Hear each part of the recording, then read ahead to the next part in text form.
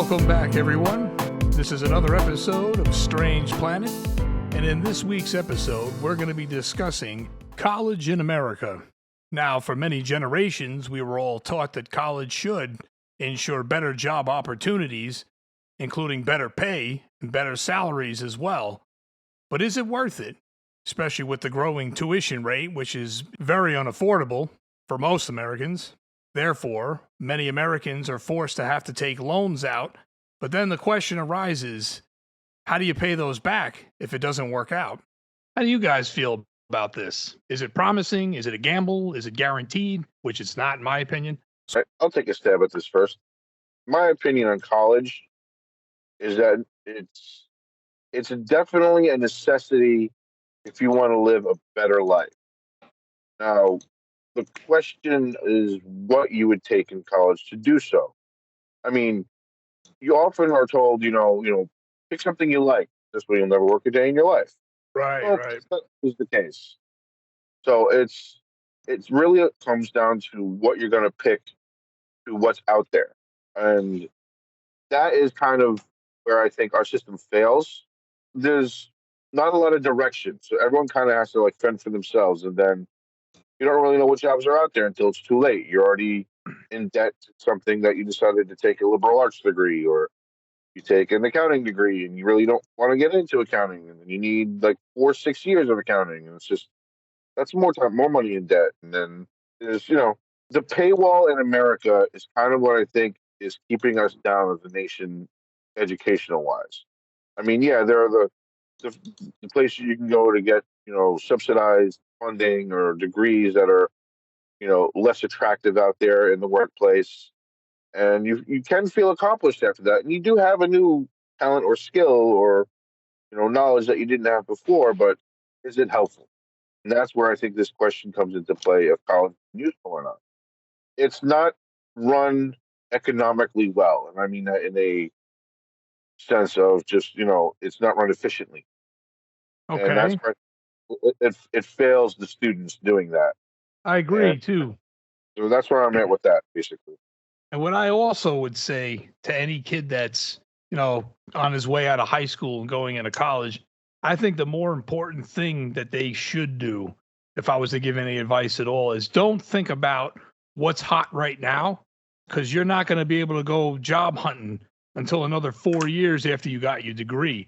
So you almost have to try to guess or think ahead as to what careers are going to be opening later on in life, and then tackle that idea. So say like I'm going to just make something up for argument's sake, but say like some kind of environmentalist or something like that, or something with the environment. That could be something, especially with solar or something, that could be something that could be bigger later on by the time you graduate. Because right now, say you went for teaching, sure, there might be some availability for teaching right now, but you can't go for a job right now because you're going into year 1 of college. You'll be lucky if you even become an assistant, you know what I mean? So you have to hope, if you're going to go for teaching right now, that in 4 years, there's going to be teaching jobs available. And if there isn't, you're going to be coming into a heap of debt and a heap of trouble. You know what I'm saying? So to paint another picture is say this year alone, as a theoretical example, we have 100,000 students graduating from, the entire nation with teaching degrees. But say throughout the nationwide, there's only 50,000 jobs available. What are the other 50,000 people that didn't get in on that 50,000 jobs? How do they pay their loans back? How do they find work? They just spent a heap of money that most likely they didn't have. They probably, I would say majority of them probably took loans out so they can, accomplish this task. But now they graduated, they have the degree, congratulations, that is a good accomplishment. But now there's no work. So how do you get around that? You know what I mean? There's not, it's a very free-for-all kind of fight. Well, I don't know, so you're throwing out some numbers here, but are there any concrete numbers on how many say people go to school to become teachers and to qualify to become teachers, and how many of them actually get in a classroom and teach. Yeah, like my numbers were made up, just so you know. I was just using that as an example. Yeah. But I'm saying this could be any profession. Right. But especially for teachers, you want to have qualified teachers. You don't want someone that didn't go to college teaching a school. Right, right. You know, that's just not a smart idea for a society to have uneducated teachers teaching students. But they would be educated, because remember the example was there was 100,000 graduating students with teaching degrees, but only metaphorically, I mean, this is all, I'm making it up, but say there was only 50,000 jobs available. That means only half of that 100,000 students that just graduated right, are going to you're making up numbers, so the numbers you're throwing out are not really meaningful. Does everyone that goes to become whatever they want to become actually become that? No, because jobs aren't guaranteed. Employers do not just sit there waiting for people to graduate and say, oh, I'm obliged to give you a job. You have to qualify for the job, and some jobs are competitive. You have other people who, some jobs are saturated in terms of the amount of people who compete with them. And eventually that drives some people out of that profession in terms of both people qualifying, going to school for that profession, and people who are already in that profession. If it's a competitive profession, they might leave that profession and go elsewhere. That's a finance in America. If you did that and you were in Europe where the college was free, then it's no harm or foul to anybody. You could go to school for 4 years to become a teacher, and then if it don't work out, you could have that option to go back for another 4 years to capture another degree. But guess what? You're not $200,000 in debt. So you would be able to still buy a house or get a car or still go about your life while doing that. Well, in America, you can't free. do that. Society does pay for it one way or another. Well, yeah, but I'm talking about in Europe. You don't have to go to the loan department to take out a loan to go to school, really, unless you choose to, which is probably an option, but it's not a necessity. You know what I mean? So like here in America, you have to pay, and that's the only way. So I'm not saying I'm against it. What I'm saying is you have to choose very wisely, because even if you don't, there's no guarantee any of it's going to work out regardless. Well, period. It's a gamble. No guarantee in life about anything. That's true, but it's entirely a gamble, and that's what people I don't realize. I don't think it's entirely a gamble. It's giving yourself a better choice. Now, there are better chance, I think. Well, yeah, better chance, and which still leads to the gamble. It's a better choice if you're going for professions that require education. Like, you really can't become a teacher without going to college. Yeah, so no, 100%. If you want to go into the teaching profession, you need to become educated and to get a license. Right. And to get your degree. If you want to become a doctor, you got to go to college and then medical school. You have to qualify for these positions. That doesn't guarantee that you're going to get a job in that position. True. I think some of the frustration may be with the sort of growing knowledge requirements for a lot of professions. And the low demand of jobs. That's what I think it really is. The jobs aren't there in a lot of these cases. There are plenty of jobs. There are plenty of jobs in software engineering, for instance. If you go to school to become a software engineer, it's not guaranteed that you'll get a job, but there is plenty of demand for software engineers, programmers. Because what I was also starting to get at, too, was the simple fact that college is, don't get me wrong, if you're planning on going, you're furthering your education. So I'm not against that. Generally it's a bright idea, but it's not a necessity. Like, you could just go get a 2-year trade, being a carpenter, an electrician, or something like that, and probably spend half the money, if not a quarter of the money, and be still equally as successful as someone that went. You know what I mean? So, like, the trade-off is really up to you in the end. Because, like, I don't know, I feel like college was more valuable years ago than it is now. You know what I mean? Like, it's still valuable now, don't get me wrong, But I felt like guarantee isn't the word because it wasn't even really a guarantee, say in like the 70s, 80s, and 90s or whatnot. But I felt like it was more, not that it was easier to find work, but maybe that would be just for argument's sake the best way of saying it now. But like if you were to be a carpenter or like a plumber or something like that, the schooling is a lot cheaper. It's a lot less time, and then usually you kind of jump right in right after you graduate and you're good to go. And if you choose to, you could start your own business doing that. So you could work for some other plumbing company, say for a while, and then if you decide to open up your own plumbing company, you actually probably could do that. You know what I mean? But like Well, college in America doesn't work that way. So like you go to school to learn a degree, 4 years later you have a shit ton of debt if you were, taking out loans and couldn't pay for it over, like the course of the time. But like what my comparison is you take that now and you compare it to countries in like Europe and stuff. You could afford the L there, is what I'm trying to get at. You know what I mean? So say you went for a teacher and it didn't work out. Then you could go learn something else if you choose to, and then maybe that will work out. But what's the benefit from that? You're not $200,000 in debt. You know what I mean? So like you could even go a third time if you were in Europe or something. You know what I mean? There's no cost technically to you that's gonna, screw your entire life up for the future. Right. Because Well, it's a matter of whether you expect the societies to subsidize your experimentation in terms of your education. Here in America, we don't really do that. We have a system that involves some risk, some educated risk. You could go to school, work hard, and graduate with a degree, and still, not be able to get a job.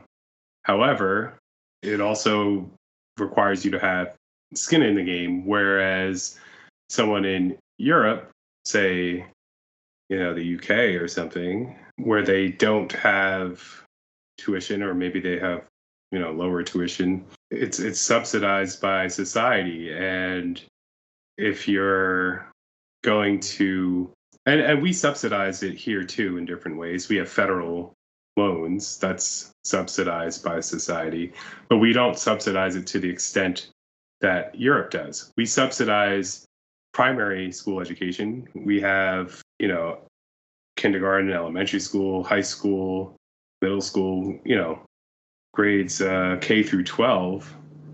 You don't have to pay for that. And well, you pay your school taxes. right. And just like in, the Europe, you pay taxes, which is how, professors at universities in the UK don't work for free. They get paid.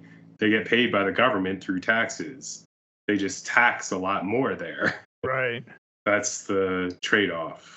It's not for free. It's society actually has to pay for that one way or another. Right. Maybe free wasn't the real word, but what I was really getting at is the fact that it's not going to put loan shackles on all these, 22-year-old kids with no leadway as to what to do after. You know what I mean? Because that's what it is here, regardless of how you look at it. Because when you graduate, no matter what school you went to, you're probably, especially if you couldn't afford it and you're taking like federal loans out or personal loans out and mixing them up to Not try if you to go get. to Harvard. Yeah, Harvard, well, obviously Harvard there's some education exceptions. is free because of their endowment. Right, there's some exceptions. If you go to of course. Harvard, you don't have to take out loans or anything. They just pay for you to go. But I just find it funny that in this country, like you could be 18 years old and they can put a gun in your hand, but you can't have a beer. You could be 18 years old, they'll put a gun in your hand, but there's no stopping you from accumulating a unbelievable massive amount of debt.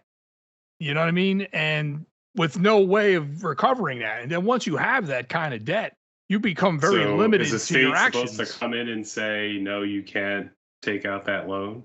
I think they should be a little more clear about the actual conditions of it rather than just simply handing it over to you.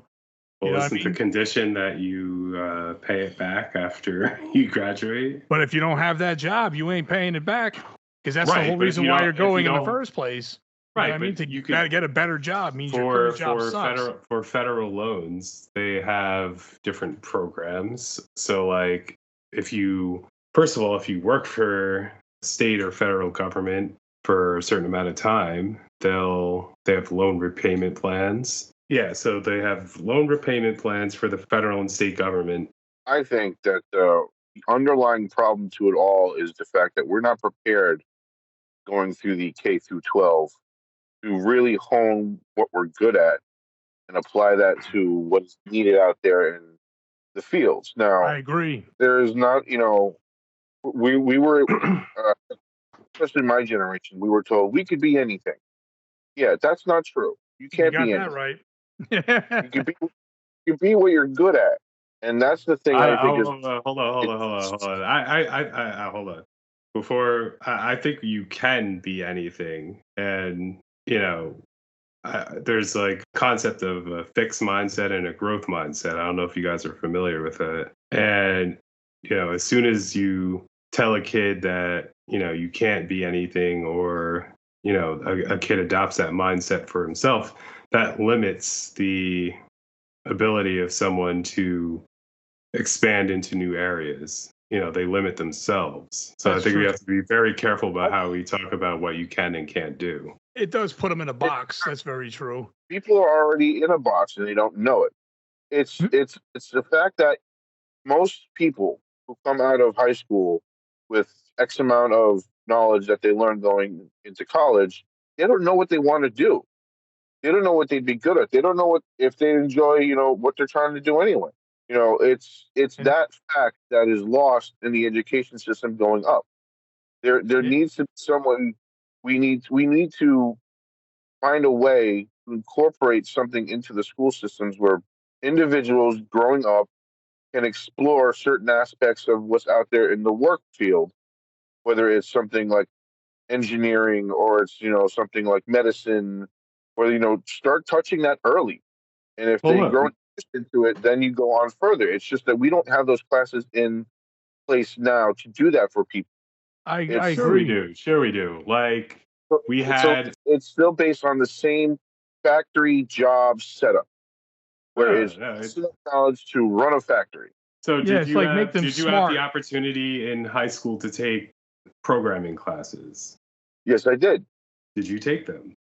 I did. Did Visual C++ and Basic, if I remember. I think I took one of those myself for one semester too, actually. And so that, it's not engineering per se. You need more of a foundation to be able to be an engineer or to take engineering. However, that did expose you to programming. And if it was something that, struck an interest in you, you might have pursued it. They had, various things. Most high schools have, or at least most decent high schools. There are some shitty high schools, but most decent high schools have classes available to expose students to various things in modern society. But the problem too, this is going to be a little off topic, but the other problem I also have with the school systems as they are is they teach you, like Mark was saying, the basic stuff, like, the history and like science and all that stuff. But there isn't any actual life things like, say, taxes. Why don't they teach you that? Or maybe they don't teach you as much to use when you move forward. It's like kind of like limited to a certain, like, the taxes is the one thing I couldn't understand why they couldn't throw in, because that would be phenomenal to be able to do your own taxes at 17 years old. You know what I mean? So like, why wouldn't that be a thing? Like the C++ thing is good, but most people might not be that interested in that. But it's like some people might not be that interested in that. So like, then that's sure, it's available, but interested in it. But some people aren't interested in a lot of fields that they go into. Yeah, but like, say you wanted to be an accountant, then you would take all the math classes you could possibly take in high school, but none of it is really related towards literal accounting and what accounting entails. You learn that when you finally get into college. You know what I mean? Right. So there's no prepping. That's like Mark was saying, there's no prepping. Yeah, but there's like, but you would think the high schools would start to mold maybe some of the students that can try to figure out what they want to do. I don't know. You go back to high school and see that shit was already like, it put a lot on students to learn a lot in a variety of subjects. Now you're going to throw more subjects on top of that. I think, Well, you know, those would be but optional to those that want to learn that, skill. So if you're interested in becoming, say, a computer scientist, then yeah, you would take those C++ classes. Or if you wanted to be an accountant, then what would you take? There really isn't anything for anything like that. Just take as I many said math that classes as you can. when I was getting into high school, I transferred from one school to another, and because my mom did not pay it was a Catholic school. There's like a tuition or a tithe or some bullshit you got to pay. Because she couldn't afford the last semester, they did not transfer my records over. I went into eighth grade in like the slow classes because they didn't have my transcript, so they just put me in the bottom of the barrel. It's when I skipped half the year, but I'm pulling 90s that they're like, I guess you're not being challenged enough. It's just like, yeah, duh. So Yeah, I don't belong here. Yeah, it's that transition of a very important age, pre-high school. Those are the most important times. It's not the high school times that's important. It's the pre-high school time. Because I ended up in the wrong school of what I wanted to do. I put two down, three down, but because I put one first, that's where they put me. I should have put the other one first, me being stupid. I was just like, oh, yeah, okay, this one, that. And then I went down the list, like, well, that one there and this one there. And it's just, but my point is that grooming of those extra subjects should be earlier. You should start touching things a lot earlier, like math. There's a lot of ABCs and one, two, threes in the first, K through what, like third grade. And then I think after that, it starts to get, into the serious stuff. I think at that point, you should start introducing maybe something in a year, like, home ec, how to keep your place clean, how to, cook your own food, maybe in like how to cook your own food. That's what you want to go to school for. some people want to do culinary. You could easily learn that from a parent. Yeah, but that's not going to get you a job. Like that, you know what I'm saying? Some people can't teach that. What if somebody's mom cooks like shit and no one else can cook? It's just there's a lot of variety, I think, that should be touched. I mean, the problem that I don't know. So that requires resources to be taken away from things like math or science or history or, those English, those basic subjects. Every time you say, you want to teach someone to cook, you have to pull a teacher out of one of those classes and put it into one of the other ones. Or you could just unless you want to hire another teacher, which requires schools aren't going to do. It's not free. Yeah, but what do you mean schools aren't going to do? I'm sure a principal would love to hire another teacher, but the budget, doesn't, allow for that. When you go and you vote on, your property taxes, you're not going to vote to increase your property taxes to fund the school, are you? No, people don't like that shit. So you want that, then, pay more property taxes. Yes, that makes sense too. So you can just kiss that goodbye in the long term because no one's going to want to do that. In a realistic point of view, all this is relatively moot if you want to learn something.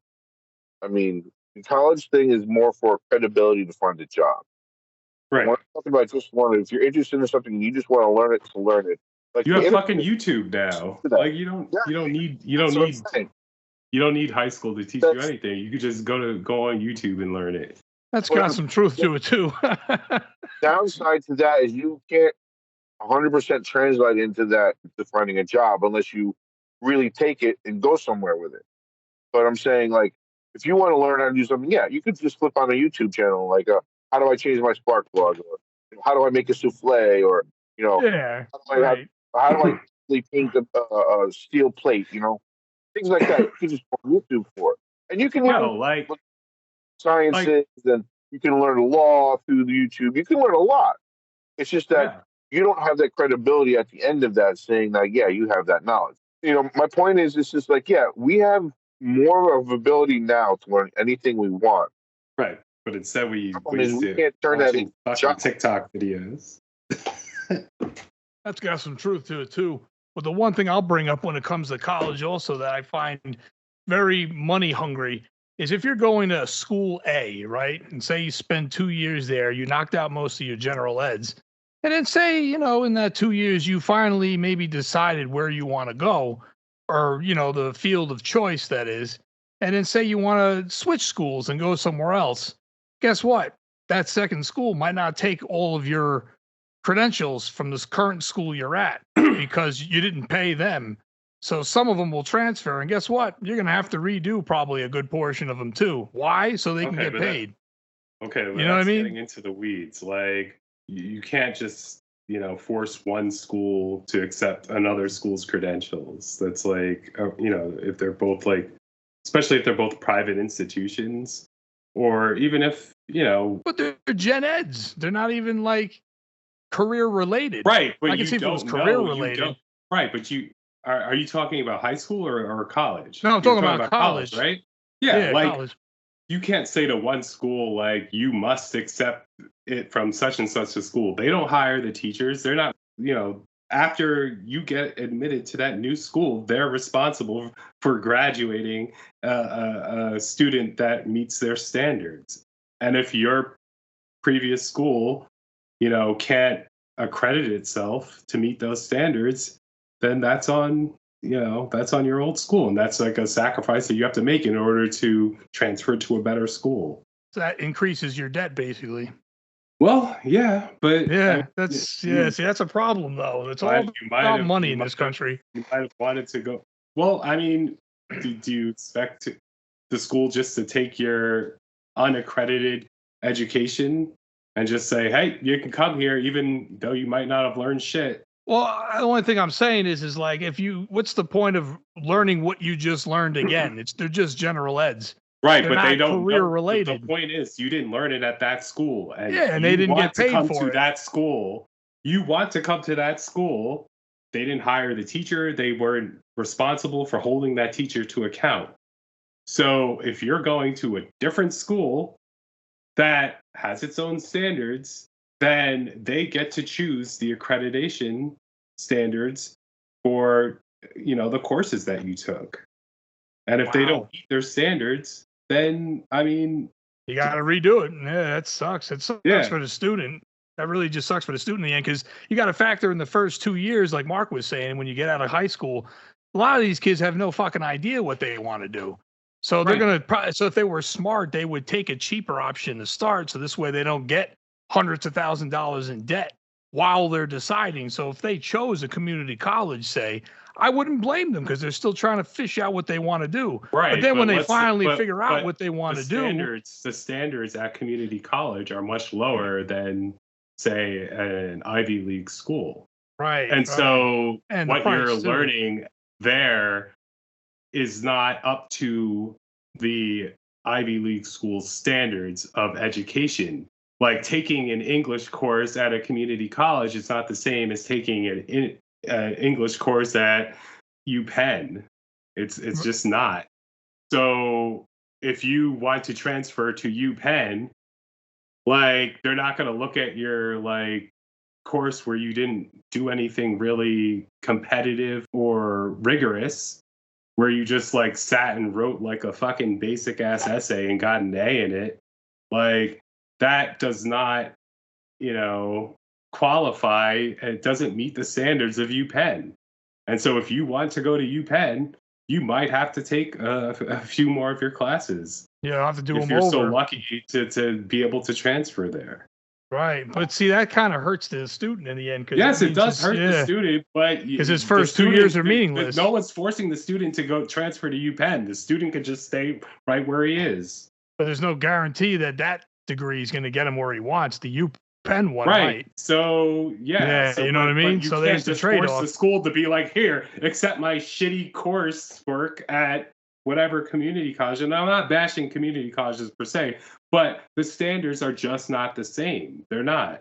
But see, that's the problem with the education system. Then why aren't they all the same?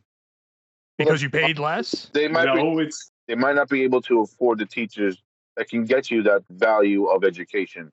And that's where I think it's not just the teachers. It's the educational standards. Like an essay that you write. Too, but it also has to deal with the professors that are doing it. Because these are, like community colleges are like basic guidelines for the college, and then the professors have like their own set of long guidelines. But when you get into the higher schools and the Ivy League schools, yeah, it becomes more buckle down because they're more serious about it. But they get the better teachers at those schools. They get the people who've been in the field 10 years. And they pay them more all that because other they stuff. charge more Exactly. tuition. That's their goal at the end of the day, as professors and teachers, is to get that experience to be able to get those high paying jobs, and that's why that shit costs so much. It's not everybody's going to have the experience of like use basketball terminology and Michael Jordan. Imagine if Michael Jordan had to teach a class on being as good as he was back in the day. How many people would sign up for that class? Yeah, of course. If you're interested in learning basketball, you would want Yeah. to sign up for Michael Jordan. But then you saying that like, or G saying that like why isn't every school like Michael Jordan? That's an unrealistic standard. Like not Well, everyone not needs like to be Michael Jordan. Yeah, not No, like no. Well, Michael I'm saying Jordan. not. Why? You're saying why can't all schools be the same? Well, at least It's closer because, to, like, you know what I mean? Because like it makes the community college seem valueless. So schools like Harvard and Yale, should they lower their standards to so that students in community colleges, they should they have the same educational standards? I don't Well, I think hate so. to say no, but I hate to say I don't know if that kind of a switch would really be a thing in a sense, but you know what I mean? Because they're two entirely different worlds. Right, but I'm Community saying college to Harvard. why You know what I mean? are you saying you said that why aren't all schools the same? Or why aren't for like general eds? Maybe not For career. general eds, like Like general eds are basic math and science and history. You know what I mean? Like I feel like the general eds, you're gonna go there to learn what you just learned, possibly the same exact you know what I mean, way. It's the same curriculum. I don't know. Like You're not going to when learn you something go about to when you history go, in Harvard that you haven't learned somewhere else because it's actually you are because you're held to a higher standard and you're so they're going to supposed to teach know you more. stuff you haven't been already It's taught. not. Yes, and you're supposed to. They'll have like a reading list that is like fucking 20 books long, whereas a community college, you're not. You might have like a textbook, and that's it. And that's probably it for that. Yeah, that's a good point too. But the Right? history should be the So same. if you want the same standards, then the community college student is going to have to buy like a reading list of 20 books. Well, what it sounds like to me, it doesn't make sense to go to community college. That's what it sounds like to me. Look, I'm just picking on community college because it's a stark juxtaposition between a community college and an Ivy League school. But that's not to say that all community colleges are the same or that some are bad or whatever. It's just that I don't. That doesn't sound good. No, well, this is like a How good America thing about works. America is that not everything is cookie cutter and the same. It's not like a factory producing like the same outputs. Like private schools have the ability to, experiment and push the envelope in terms of education and to, expect different standards out of their students so that they're not all the same, so that our society is teaching people in different ways. And so that, you have, more diversity of thought. History, like I was a history major, like history is not like when you're a history major, you just don't learn like this is a fact and that's a fact. Like this happened then and that happened then. That's not what the study of history is when you're a history major. You have to study historiography, which is how you go about learning history. It's the study of studying history. That's, when you're an historian, it goes a lot more in depth than just like, oh, well, this is a history fact, and that's a history fact, and as long as I memorize my facts correctly, I'll get an A. Like that's kind of how high school goes. Yeah. Right, but that's not what a history major is expected to do. Now, at a community college, that may be what a history major is expected to do for the most part, and including the college that I went to, which didn't have the highest rigorous standards. A college like that is juxtapose it with an Ivy League school or a school that costs a lot of fucking money to go to per year. Like they're going to have a lot more emphasis on the historiography part and the study of history and how you go about, you read a lot more broadly and learn a lot more because they expect more of their students. More of you. Right, right. I feel like they're, by the system being the way it is, I kind of feel like there could be a great amount of students that probably would succeed and probably would do very well in situations like that. But the reason why they can't is because they can't afford it. You know what I mean? So they're forced to stay at community college. Hold on. Maybe you know what I they mean? can't afford it, or maybe they didn't take the risk. Well, that's a very expensive risk too. So, Yeah, it is. I can understand their some reasoning for people not choose to doing take it. that risk, and others do not. Yeah, because like no college in general is guaranteed a job, regardless of what school you go to.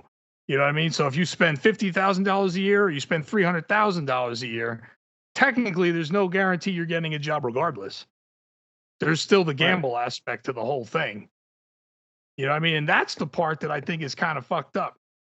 Because like, I get it's competitive. Do you expect the government to force employers to like hire workers that they don't need? No, but why are you teaching students degrees they're not going to use? So they're supposed to look at a student and, predict that they're not going to be able to use their degree or to be competitive enough to get a job. No, every year I'm sure there's stats on like all the different degrees and all the different, fields and how many people graduate and how many people actually get a job and how many people don't. But my question is, for those that don't, how are they supposed to pay back their loans if they can't get in the field, if they can't get where they were trying to get to in the 4 to 6, maybe even 10 years of studying? So it makes it all seem very almost pointless in the end. It's not pointless because you still inherited a trade and you're probably very good at it. You've never been given a choice or a chance, rather, to actually be able to use it. But is it the school's responsibility to force a job to hire you? Like, no, there are certain when you go to a school like Harvard, or for instance, you have a network of people who are going to be in positions to have connections to get you a job.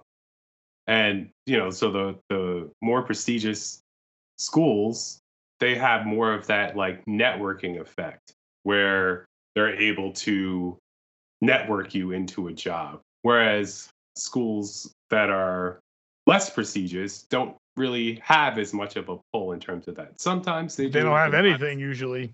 Right. Like you graduate, you get a pat on the back. Thanks for the money and good luck. And look, that's your choice when you go to that school as opposed to Harvard.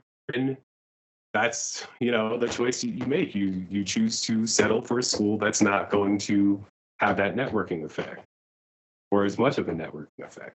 Right. So that's where the gamble comes in. You're more guaranteed at like UPenn or Harvard than you are at a community school or, some lower school that doesn't cost as much. To me, it almost seems like the more you spend, the more likely you are to get a job. That's why it's an investment rather than... Yeah, but it's also no guarantee. You know what I mean? Yes, it's no guarantee, but it's still an investment. Like, no investment is guaranteed. A risk. That's a very expensive risk. Yes, it's a risk. An investment involves risk by definition. Oh, of course. Yeah, but that risk can fuck your life up for the rest of your life. I don't think people are aware of that. Any large investment can, set you back if it doesn't pan out. Oh, that's going to set you back for years, especially if you're $300,000 in college debt. You know what I mean? Because guess what? You think a bank is going to give you a mortgage when you graduate? Fuck no. You know what I mean? They're not giving you no damn mortgage. You think you're going to be able to buy a car? Hell no. They're never going to let you do that. Not until you chip away at that stone. You know what I mean? So it really puts you in a messed up situation. Do you know what I mean? Right. If you have the job, it makes all the difference. Because then they see your income coming in. If you have federal loans, they have things like the loan repayment program, and they also have things where it's like an income-based repayment plan where the amount that you have to repay like scales with your income. So like if you don't have any income, you don't pay. If you have a shit ton of income, you pay a lot more. Right, so, that makes sense. But right, for those that don't graduate, it's not like it's going to just go away. So for those that graduated that like have the degree but can't find the work, and it's going on, a couple of years now, that, huge debt loan mound there is not going to just snap a finger and go away. You're going to have to pay that back. You know what I mean? This country only gives tax cuts to the rich, nobody else. You know what I mean? So like, you better hope that you find the work in that field, or, you're going to have to think of something else real quick. Otherwise, usually I think the loan departments give you 6 months, believe it or not, from when you graduate to find work with no payment usually. But then after that 6 months, here they come. Right. But like I said, if you took federal loans, then you could have an income-based repayment plan where the amount that you're required to repay varies based upon your level of income.